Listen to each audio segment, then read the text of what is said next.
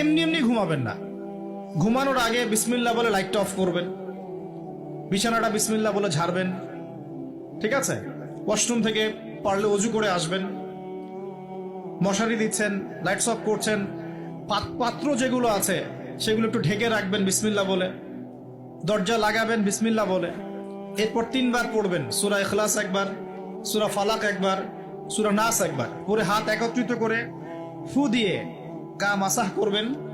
এই কাজটা 3 বার করবেন। একবার আয়াতুল কুরসি পড়বেন, সূরা বাকারার 255 নম্বর আয়াত, আল্লাহু লা ইলাহা ইল্লা হুয়াল হাইয়ুল কাইয়ুম, এটা শেষ পর্যন্ত।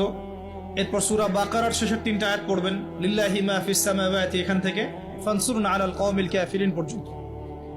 তারপর ডান কাতে পাশ ফিরবেন, বলবেন আল্লাহুম্মা বিইসমিকা আমুতু ওয়া আহইয়া। হাত নিবেন, হাতে গুনতে থাকবেন সুবহানাল্লাহ সুবহানাল্লাহ সুবহানাল্লাহ 33 বার, আলহামদুলিল্লাহ আলহামদুলিল্লাহ আলহামদুলিল্লাহ 33 বার, আল্লাহু আকবার আল্লাহু আকবার আল্লাহু আকবার 34 বার। ঘুমিয়ে যাবেন। এখন যদি আপনি 6 ঘন্টা ঘুমান, আপনি নবী সাল্লাল্লাহু আলাইহি ওয়াসাল্লামের সুন্নত অনুযায়ী ঘুমিয়েছেন, প্রত্যেক ঘন্টা ঘুমানোর জন্য আল্লাহ আপনাকে নেকি দিবেন ইনশাআল্লাহ। এমনি ঘুমালে নেকি হতো না, রেস্ট নেওয়া হতো।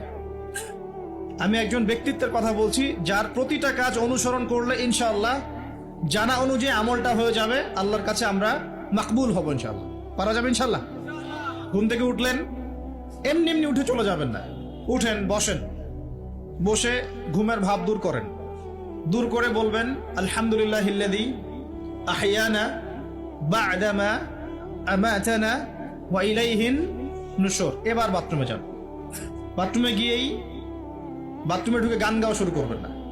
বাথরুমে ঢুকেই বাম পা দিয়ে ঢুকবেন, ঢোকার সময় বলবেন বিসমিল্লাহ আল্লাহুম্মা ইন্নী আউযু বিকা মিনাল খুবসি ওয়াল খাবাইস। বাথরুমে কিন্তু জিন শয়তান থাকে। বাথরুমে কি থাকে?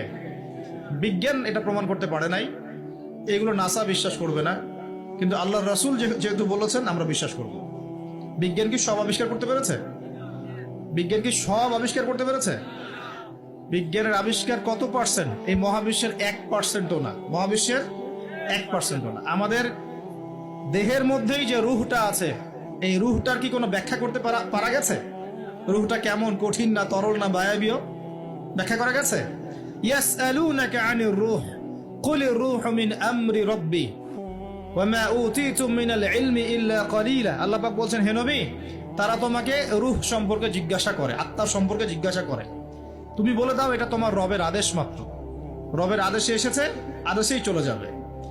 আর এ বিষয়ে তোমাদেরকে বেশি জ্ঞান দেয়া হয় নাই।